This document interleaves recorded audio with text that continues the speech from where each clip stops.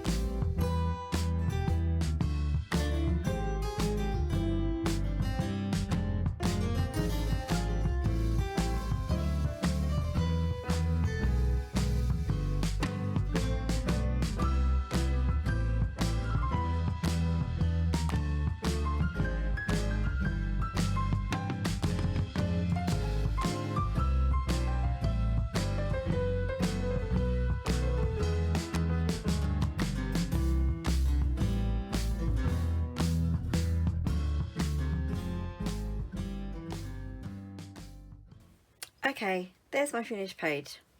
It's a few things I made a few mistakes on, but anyway, if I don't tell you, you won't know what they are, but I'll let you know. First thing is, when I was doing this stamping, I went to rub out the pencil line and it smudged a bit of stamping, but if I don't point it out, no one will probably even notice it. The other thing is, this paper does curl. Someone asked me in a previous video that I used this paper on, how do I get it to not warp? It will warp, but when you put it in your album and it's in amongst all the others, then it will lay flat in the page protector. This doesn't warp as much as your normal cardstock. This is the Vicki Boutin Mixed Media 12 by 12 white cardstock. It's really, really thick, thicker than any normal cardstock.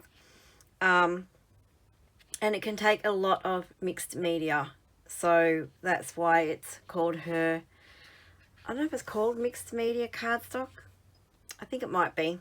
But look up Vicki Boutin Mixed Media Cardstock, and it comes in a pack of 12 sheets, and it's got a clear acetate cover with like ink lines down it, so you recognize it straight away when you're looking for it. And it's a beautiful smooth cardstock, nice heavyweight, and really easy to work on. So I really love using it because I need all the help I can with mixed media.